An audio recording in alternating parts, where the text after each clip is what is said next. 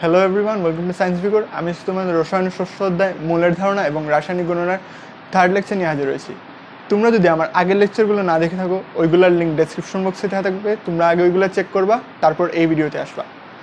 আজকে আমি শুরু করব শতকরা সংযুতি দিয়ে। শতকরা সংযুতি, এই শতকরা সংযুতিটা কি? শতকরা সংযুক্তি হলো, ধরে নাও যে আমাদের কাছে এখানে একটা পাত্র আছে এবং এই পাত্রে আমরা NaCl নিলাম, সোডিয়াম ক্লোরাইড। এই সোডিয়াম ক্লোরাইড এটা একটা যৌগ না? আশা করি তোমরা তো জানো এটা হলো একটা যৌগ। এখন এই যৌগে মৌল কয়টা আছে? একটা, দুইটা। একটা মৌল হলো গিয়ে সোডিয়াম এবং আরেকটা হলো গিয়ে ক্লোরিন। এখন এই যে পুরোটুকু যৌগে, এই পুরোটুকু যৌগে এই সোডিয়ামের শতকরা পরিমাণটাকেই শতকরা সংযুতি বলা হয়। এই পুরোটুকু যৌগে সোডিয়ামের শতকরা ভর বলতে পারো। শতকরা ভর হইলে গিয়ে শতকরা সংযুতি। এই পুরোটুকু যৌগে সোডিয়াম অথবা ক্লোরিন দিতে পারো, অথবা ক্লোরিনের শতকরা ভরকে ওই পুরোটুকু যৌগে এতটুকুর শতকরা ভরকে তার শতকরা সংযুতি বলে। আশা করি তোমরা এটা বুঝতে পারছো। এখন আমরা সংজ্ঞায় চলে যাই। কোনো যৌগের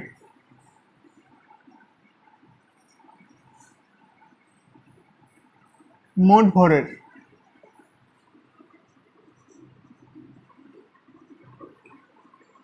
কোনো নির্দিষ্ট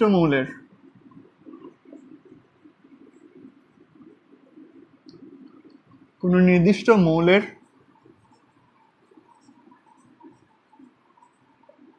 শতকরা ভরকে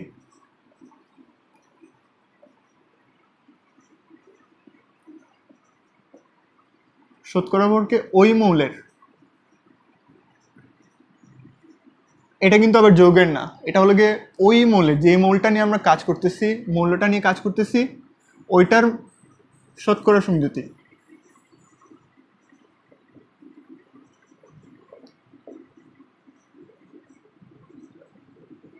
এখন আমরা শতকরা সংযুতিটা বের করব কিভাবে?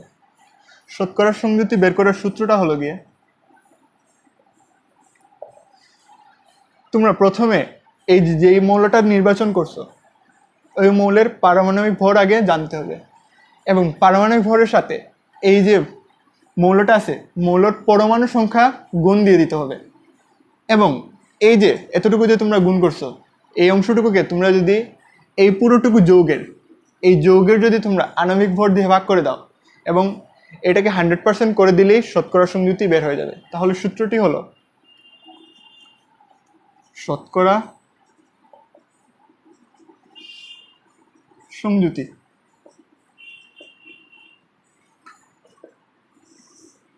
মৌলের পারমাণবিক ভর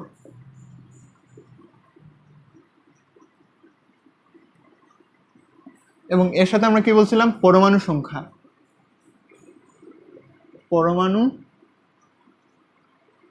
সংখ্যা ডিভাইডেড বাই কি হবে? ওই পুরোটুকু যৌগের আণবিক ভর,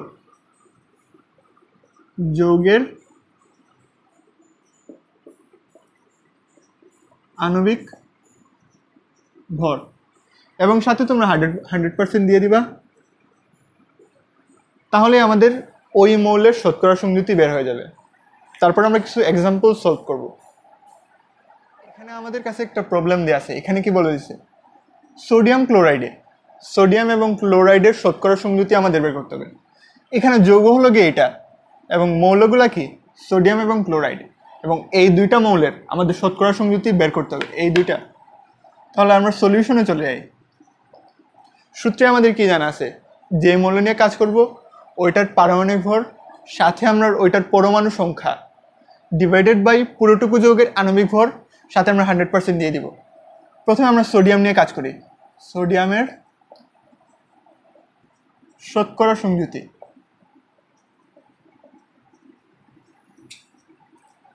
প্রথমে আমরা কি লিখব? সোডিয়ামের পারমাণবিক ভর। সোডিয়ামের পারমাণবিক ভর কত? 23। এখন দেখো এই যৌগে সোডিয়াম পরমাণু কয়টা আছে? একটা, তাই 1 দিয়ে গুণ করে দিব। এবং এই পুরোটুকু যৌগের আণবিক ভর কত? 23। এটা হলো গিয়ে সোডিয়ামের পারমাণবিক ভর, এবং সাথে ক্লোরিনের পারমাণবিক ভর হলো 35.5, সাথে 100%। তাহলে আমাদের এই সোডিয়ামের শতকরা সংযুতি বের হয়ে গেল। এখন আসো ক্লোরিনের শতকরা সংযুতি। এখন আমরা প্রথমে কি লিখব? ক্লোরিনের পারমাণবিক সংখ্যা, এবং যেহেতু ক্লোরিন একটা আছে তাই 1 দিয়ে গুণ দিব, এবং নিচেরটা লিখে দিব 23 প্লাস 35.5 ইন্টু 100%। তাহলে আমাদের সোডিয়াম এবং ক্লোরিনের শতকরা সংযুতি বের হয়ে গেল। এখন আমরা আরেকটা প্রবলেম সলভ করব। এখানে কি বলে দেওয়া আছে? Al2SO4⁴। এখানে কি বলছে? অ্যালুমিনিয়াম, সালফার এবং অক্সিজেনের শতকরা সংযুতি বের করতে হবে এই যৌগ থেকে। তাহলে আমরা সলিউশনে চলে যাই। প্রথমে কি আমরা অ্যালুমিনিয়াম নিয়ে কাজ করি। অ্যালুমিনিয়াম এর শতকরা সংযুতি।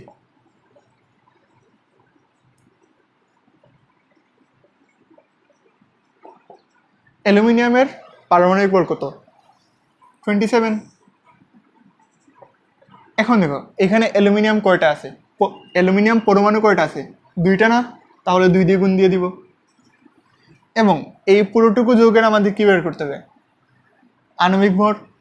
তাহলে অ্যালুমিনিয়াম কয়টা আছে? 2টা, তাই 27 ইন্টু 2।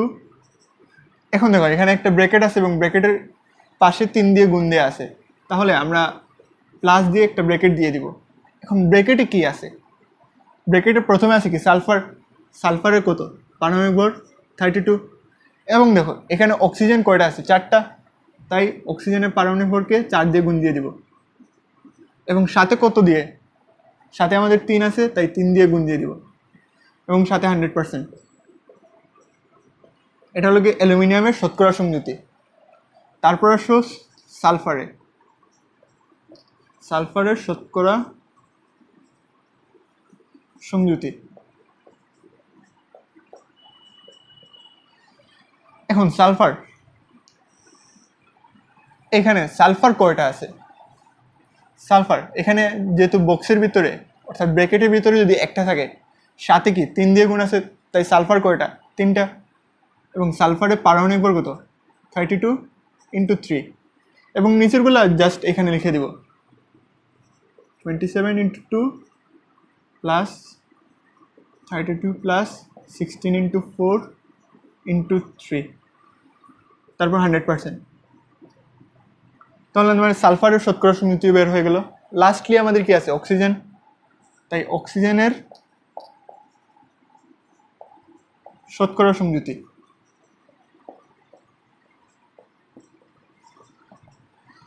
এখন অক্সিজেন কয়টা আছে? এখানে ব্র্যাকেটের ভিতরে কয়টা আছে? 4টা, এবং বাহিরে এর সাথে কত দিয়ে গুণ দেওয়া আছে? 3 দিয়ে গুণ দেওয়া আছে। তাহলে আমাদের কত? 4 আর 3 কত? 4 এবং 3 দিয়ে গুণ করলে 12। এবং অক্সিজেনের পারমাণবিক ভর কত? 16, এবং 12 দিয়ে গুণ। এবং নিচেরগুলো লিখে ফেলি 27 into 2 plus 32 plus 16 into 4 into 3, সাথে 100%। তাহলে আমাদের এই প্রশ্নের সলভ বের হয়ে গেল। এখন আমরা নতুন একটা টপিক নিয়ে কাজ করব। এই টপিকটা হলো গিয়ে স্থূল সংকেত।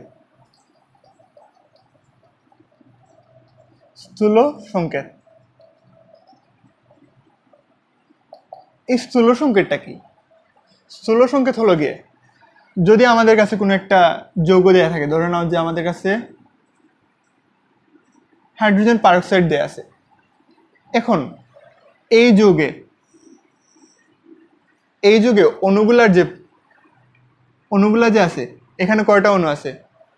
হাইড্রোজেনের একটা অণু আছে এবং অক্সিজেনের একটা অণু আছে।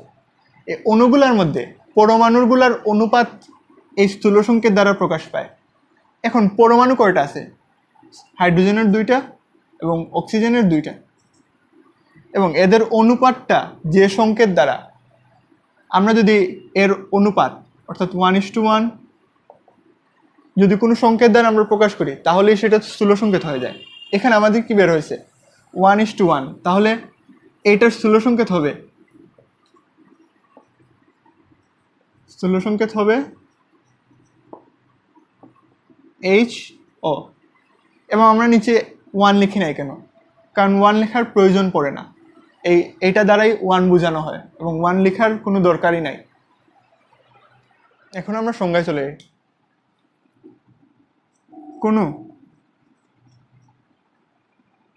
কোনো যৌগের অণুতে পরমাণু সংখ্যার অনুপাত, পরমাণু সংখ্যার অনুপাত যে সংকেত দ্বারা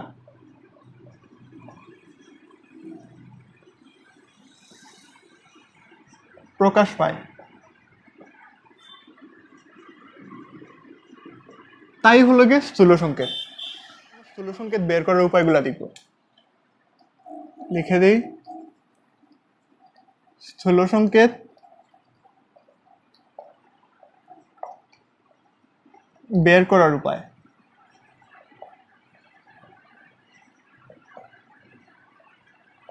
স্থূল সংকেত বের করার উপায়, প্রথম স্টেপ হলো গিয়ে প্রথমে আমাদের শতকরার সংযুতি জানতে হবে। আমরা যেগুলা নিয়ে কাজ করব, যে যৌগটা নিয়ে কাজ করব, এই যৌগের প্রত্যেক মৌলের শতকরার সংযুতি আমাদের বের করতে হবে। তাহলে যৌগের প্রত্যেক মৌলের শতকরা সংযুতি বের করতে হবে। শতকরা সংযুতি বের করতে হবে।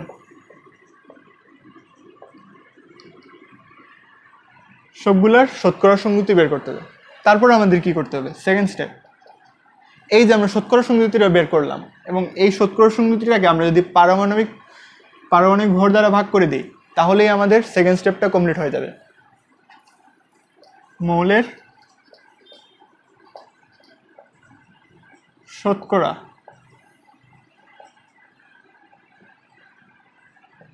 সংযুতিকে পারমাণবিক ভর দ্বারা ভাগ করতে হবে।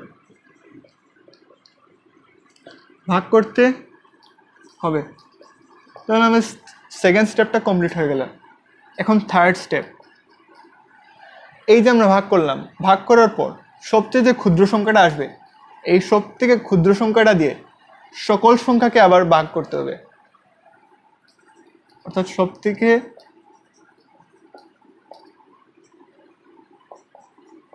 নিম্ন মানের সংখ্যা প্রত্যেককে ভাগ করতে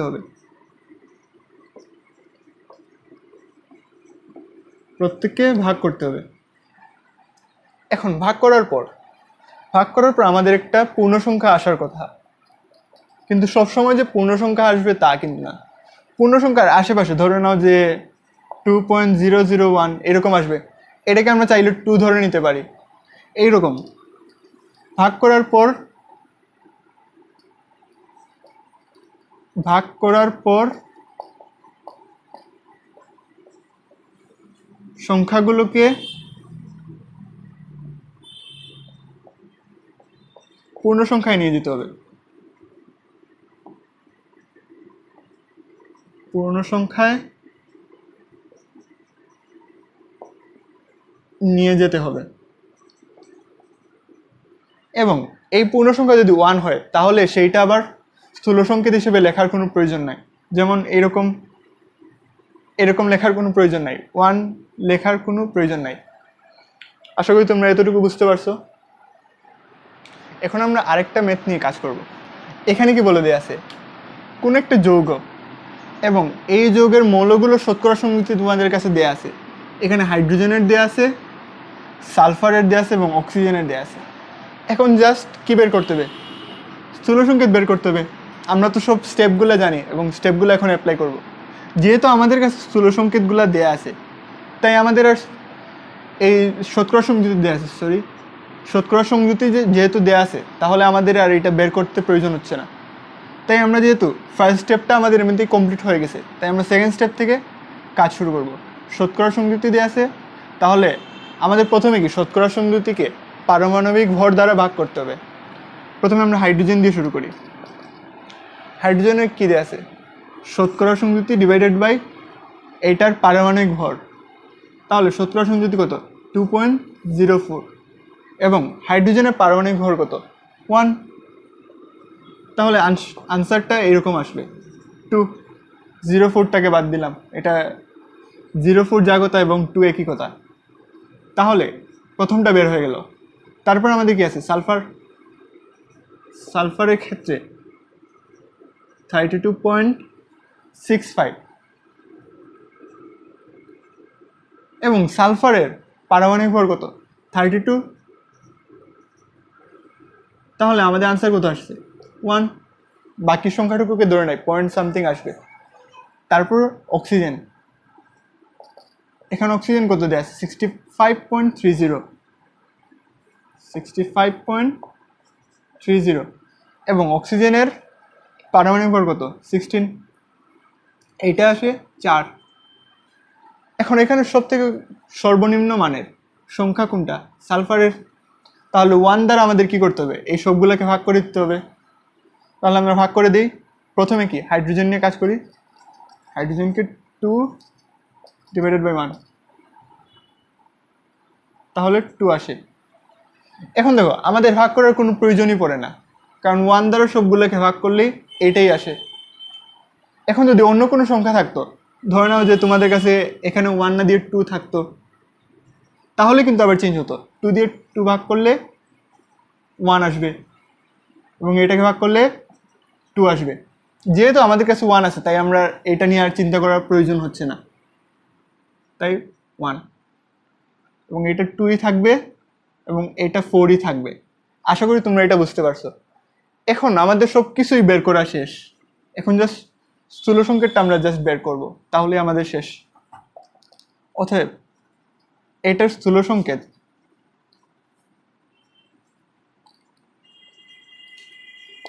এখানে হাইড্রোজেন কয়টা আছে, 2টা আছে, তাই আমরা HNO কে 2 দিয়ে দিই।